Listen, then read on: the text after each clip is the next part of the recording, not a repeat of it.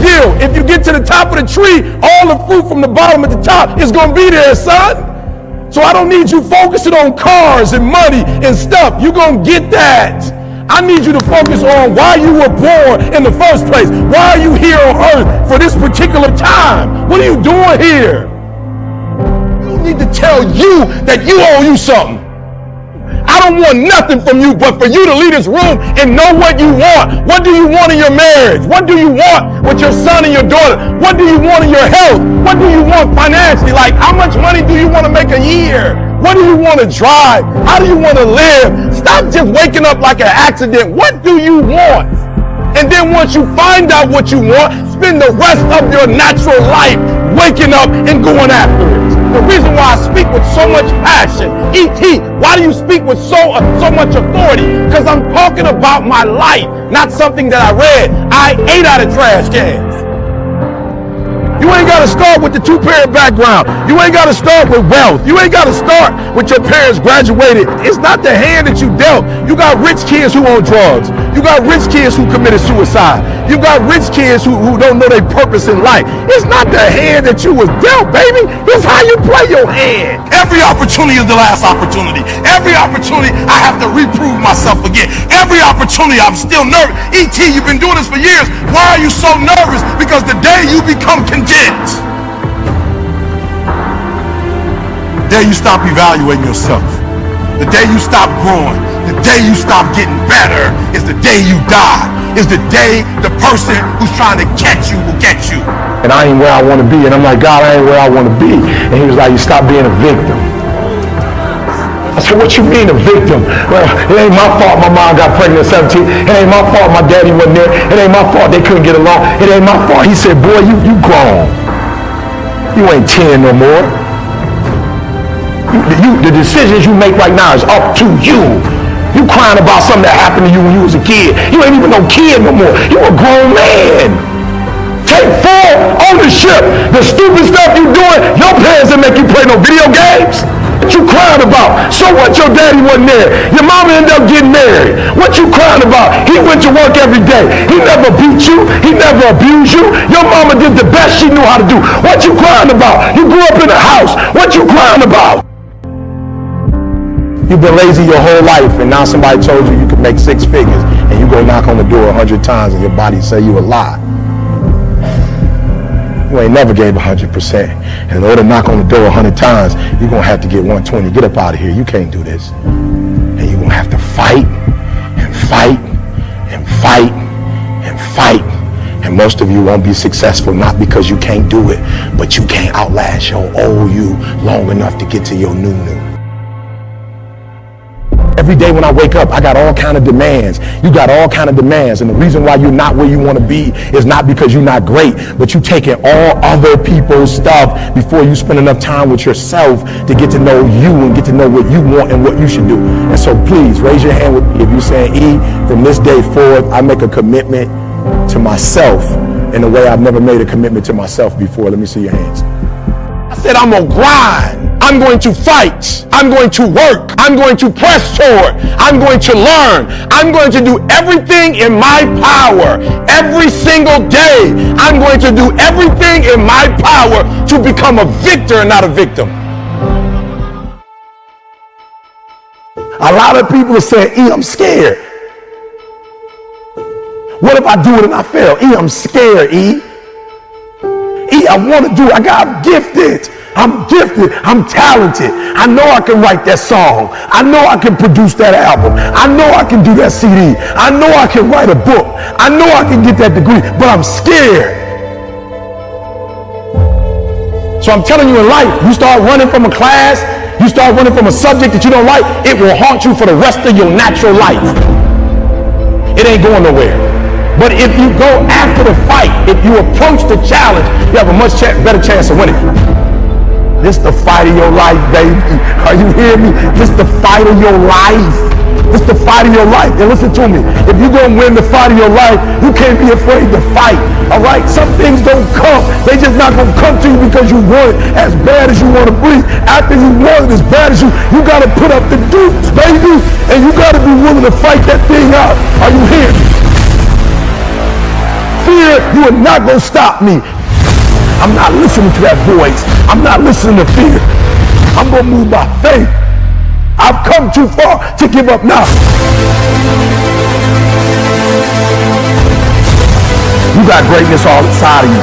You got greatness all inside of you. But your problem is you a scaredy cat. You soft. And every time it get hard, you quit and you give up. And I'm telling you, if you would be willing to fight your way through it, if you would be willing to fight your way through this battle, fight your way through cancer, fight your way through that academic struggle, fight your way through divorce, fight your way through it. If you are willing to fight your way through that singing career, fight your way through boxing, fight your way through football. If it was easy, everybody would do it. Fight your way through it. You gotta fight the fear, because guess what? Fear is bigger than you. There's greatness in you. Are you hearing me? There's greatness in you. And you mean to tell me you're never going to reach your full potential? You mean to tell me you're never going to be what you've been called to be? That you're not going to do what you've been called to do because you are afraid? Listen to me. The boogeyman ain't real. And so I need you to understand that you can have it. For real, you can have it. But it's going to be a fight. And if you're willing to put up the fight, I'm telling you, at the end of the fight is going to come victory. You've gotten this far. If you was going to quit, you should have quit a long time ago. You've come too far to quit now. You need to get a reward for it. That's why I'm trying to tell you, never stop, never give up, never give in.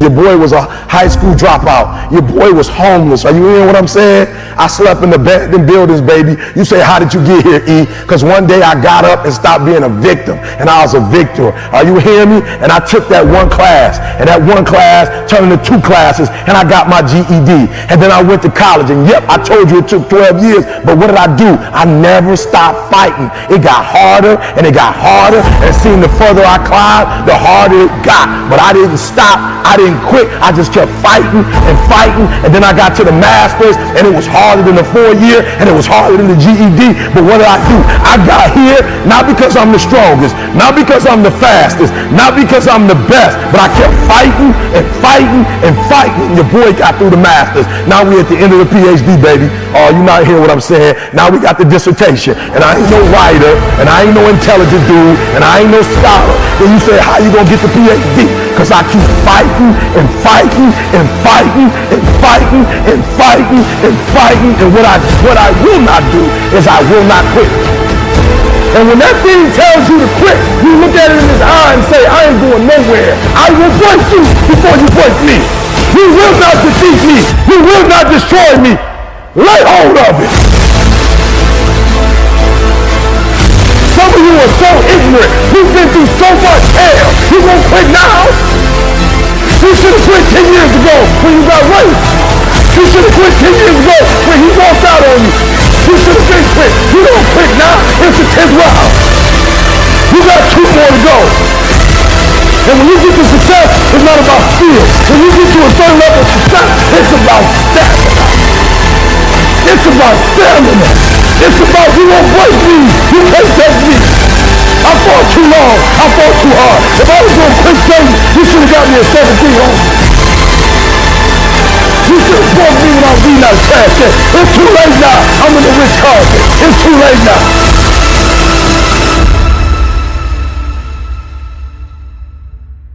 Because I keep fighting and fighting and fighting and fighting. It's too late. I got people's lives got changed. It's too late. You should have left me a long time ago. I'm unbreakable now.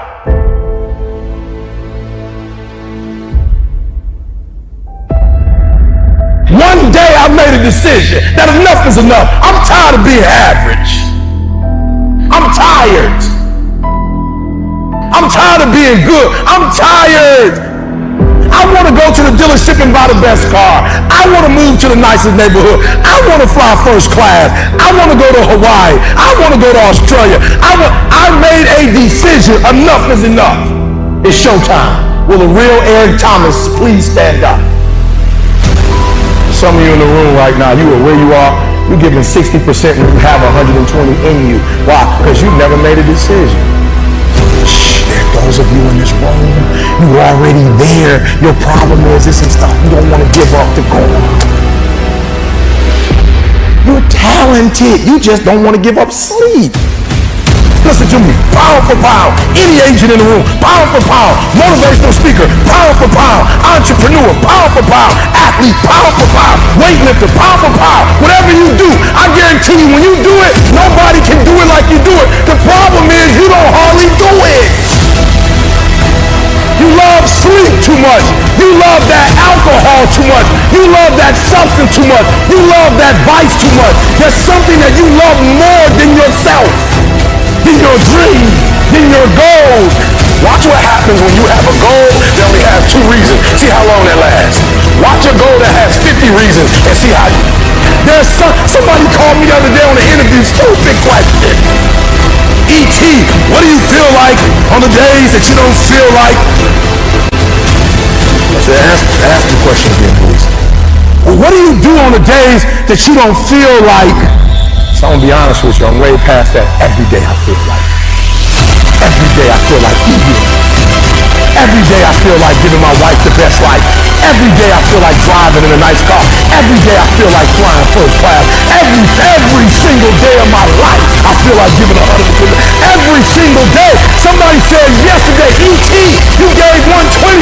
What you gonna do tomorrow? I said, I don't know. Give 140. I don't know, but I don't have days where I don't feel like it. Why? Because I'm counting on me. My wife's counting on me. I don't have days to waste.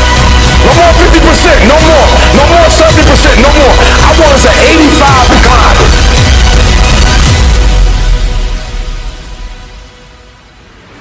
I want you at 85 and climbing. If you're at 80, I want you at 90, and I mean moving rapidly. It's not rocket science. And the universe is not responding to you correctly because your body language sucks. Your spirit sucks. It's defeated. I need you to give me that 120. I need you to give me that everything you do. I need you to start giving me that 120 in everything you do.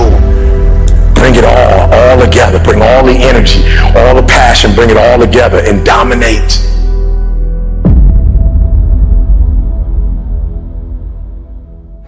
That I got an opportunity to make a dream become a reality.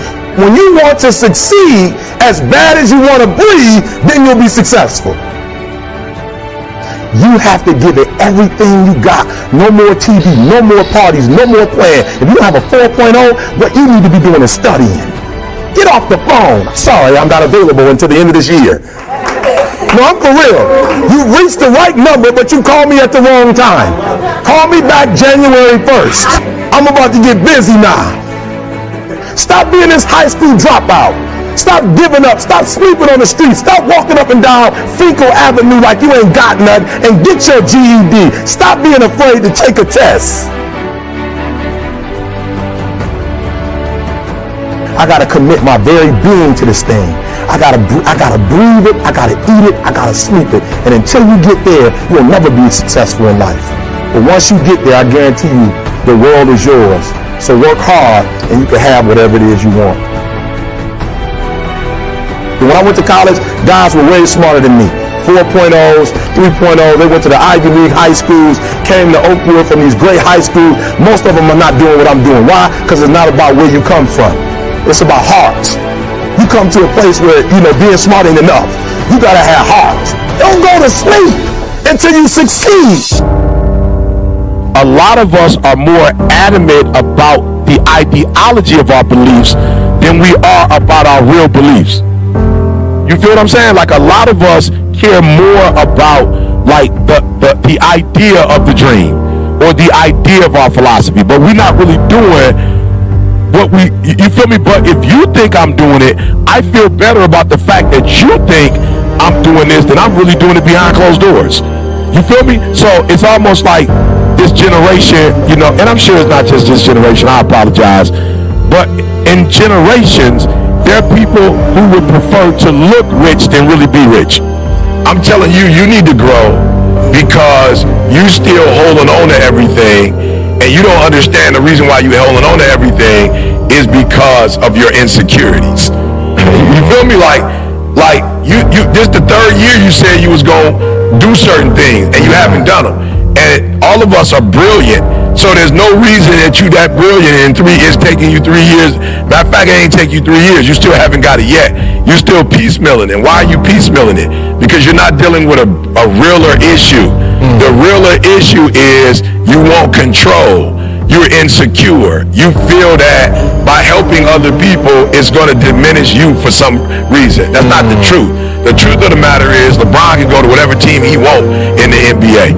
The truth of the matter is Steph, anybody would take Steph and fight for Steph. Anytime these boys free agents, the market is fighting for these boys, and they spending $250,000. You know what I'm saying? Baseball, they spending $450 million. I'm sorry. These boys getting millions and millions of dollars. So for me, the first thing I realized was leverage is having something other people need. Period. Don't make it deeper than that. It ain't no deeper than that. It's you have a product or a service that is needed. Now, I'd even say needed by the masses. I was talking to TJ today. You know, he's doing a phenomenal job in terms of he's grown as a speaker. Yeah. So now I can give him opportunities. And he was like, I had a video that went up 9,000, got 9,000 views. I said, do me a favor. This is not 2008 where views mean something. Okay, why am I saying that? Because people could pay for stuff. When we first started doing it, if you had 100,000 people following you, it was really 100,000 people following you. Now it's the robot, it's the ads. Bro, you can pay to get 9,000 people to see your stuff. So I was like, TJ, that's not what you want. You want to add value. He was like, what does that mean? I was like, just because 9,000 people watched it, it don't mean you added value to 9,000 people. It's just telling you that the numbers said, I said, here's what I need you to do. I need you to make sure that a football coach is watching that joker and going, I need to hire you.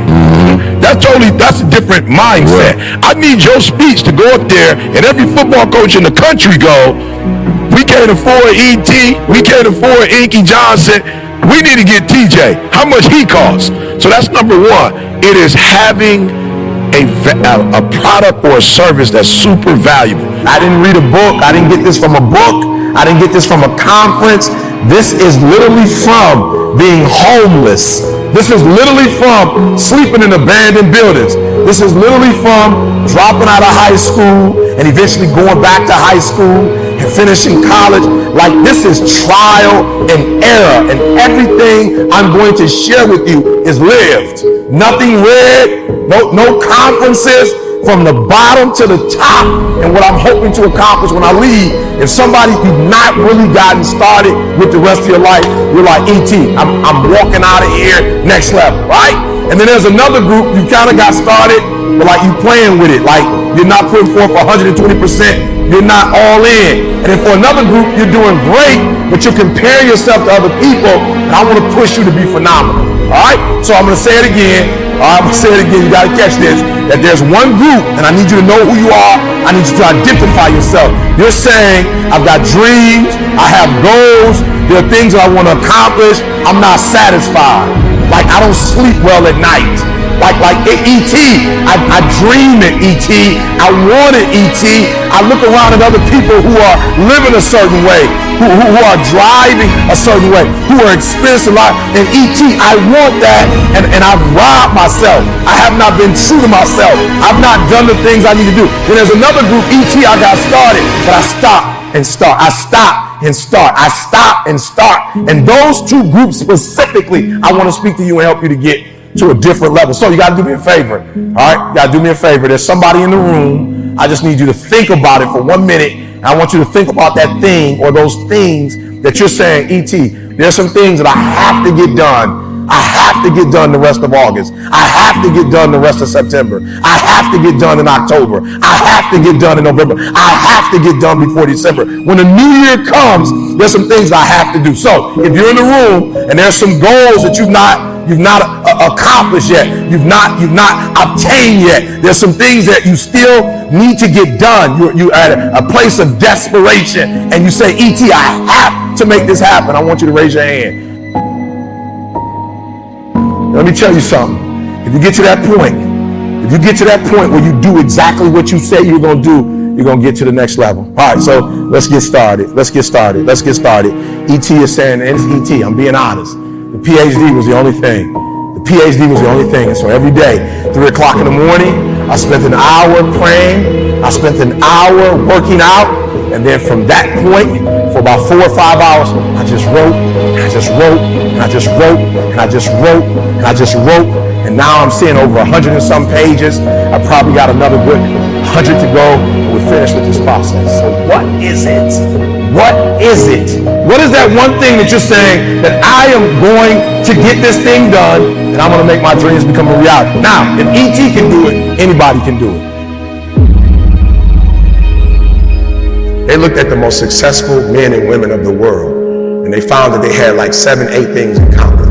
And one of the things they all had in common was a routine. They are obsessed with their routine. They don't have a gap of wasted time in their routine. You know, I realized the reason why I'm so successful and the reason why I don't get in trouble like I used to when I was younger is because when I was younger, man, my schedule had so many gaps in it. The devil had like, okay, he might pray at 6, but my man is watching TV. He playing video games by 8:30. It's not that I'm sweeter than nobody. The devil can't get to me because all my time is taken up. And by the time he get to me, I'm asleep. I'm too asleep to sin. I'm just being real. 8:30, he like, Eric, you should have. Like, bro, I'm tired. Come back to me tomorrow. You know what I'm saying? Like, tempt me tomorrow, bro. I'm about to go to sleep. I'm good. Look, my body say, all you got to do is put your shoes on. That's the hardest thing you got to do. Just put your shoes on and I'll do the rest. I can't put your shoes on for you, but put your shoes on and then just go. And I just went and I was walking for the 11 incline board, and I was just walking for an hour, and I was just like, you know what, it's almost an hour. I don't feel like running. My body was like, don't worry about it. We'll get to that when we get to it. I did my hour, was about to get off. My body was like, you know we run now. I said, what? We run now. Let's go. You ain't tired? I said, I am tired. No, you're not. You just walked for an hour. You're not tired, Eric. Your brain is telling you some dumb stuff. If you were tired, you wouldn't have been able to walk for an hour. Okay, so let's do this. Just run for 2 minutes. I'm trying to help somebody right now go to a whole other level. The reason why you go back to sleep is because you've always gone back to sleep. It's like a default. You go back to sleep because all you got to do is stop going to sleep, and then you're going to stop going to sleep. All you got to do is stop fussing and cussing, and you're going to stop fussing and cussing. All you got to do is stop spending all the money you got and start saving it. Listen to me. I became #1 in the world. I became a millionaire not because I made more money. I became a millionaire because they told me millionaires only live off of 30% of their income. I want to make it plain for you. I became a millionaire because I did what millionaires did. I stopped living off 100%. I paid my tithe, and then I was like, all right, E, you only got 20% left. Put the rest up. So the first thing I did, listen to me, the very first thing I did to become rich, somebody said, E, to be rich, put 6 months of your earnings to the side. So I was like, all right, bet. That's what the rich told me to do. So I put 6 months to the side. How long did it take? I don't remember, but I put it to the side. Then somebody was like, yo, E, you need to put 100,000 to the side. I was like, all right, 100,000. DD, we're going to put 100,000 to the side. Then somebody was like, yo, you need to get your credit score up to 800. I was like, all right, then get my credit score up to 800. Then somebody said, E.T., if you want to be Tony Robbins, there's no way you'll be able to be like those dudes when we don't have the language they have. You need to go get your master's and a PhD from the right institution. I said, what? I went to Oakwood. I went to HBCU. He was like, yeah, but you didn't learn the language of Zig Ziglar at Oakwood.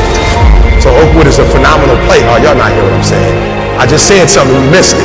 Now you need to go to Michigan State University. CJ, you see my master's degree anywhere? What about my PhD? Not in the office, not at church. You ain't seen it in my house? I didn't go to Michigan State to get a PhD. I went to Michigan State to learn the majority language. Listen to me very closely. When you graduate and you get a job, if you want to get paid, you never say no. You never say it can't get done. Don't you ever say out your mouth it can't get done. Even if you feel in your heart it can't get done, you don't say it out loud. You let the broke folks say that. You let the folks they find first say that. You always say it can get done. Even if you don't think it can get done, just say it and try to make up something. But every time I put on a dress shirt and button it up, I just feel, and I hear people say all the time, man, you look like you dressed for success. I'm like, is putting on a shirt and a tie dressed for success? I'm dressed for success. I'm getting paid. I'm dressed for success. I'm not dressed like he dressed, but I'm dressed the way I feel comfortable. I feel good being me. I feel good not to have to, like, not only can I say no, I don't have to explain why I said it no more. It feels good being me. Because guess what? I can never be sweet being you. The majority of you are poor because you read poor stuff. You watch poor stuff. Bro, you just scrolling through like you ain't got a life. For real, some of y'all on Instagram, you're on there for 30 minutes. If I ask you what you saw, you don't even know. You just scrolling through. Rich people don't waste time. They realize it's their most important commodity. They don't watch a lot of TV. They don't do a lot of entertainment. If they're not working, they're studying their craft and get better at their craft. So I need you to stop having the poverty mindset. So when I quit my job to be an entrepreneur, my mom was like, whoa, what are you doing? I was like, I'm quitting. My mom was like, don't you dare quit. You're going to embarrass me. You got a wife and kids. Does YouTube have insurance? Does YouTube have a 401k? And I was like, yo, mom, I ain't trying to be funny and I ain't trying to be disrespectful. I love you. But you can't teach me how to be a millionaire because you're not. You come from the working class, and I'm not mad at you, Mom. We wouldn't be where we are without you. But you told me that every generation is supposed to get better. So I'll take your values, but I won't take your work ethic. Because rich people don't work, they think. Poor people go, clock in, I make this much an hour. Rich people go, I put them to work, and I make this much an hour. See, what happens is you're working for you and your family one, they got 40 of you working at one time. So they're giving you 20% and then they keeping the 80% off of 15,000 people. So what you have to decide is, are you gonna keep being the 99% or are you ready to be a part of the 1%?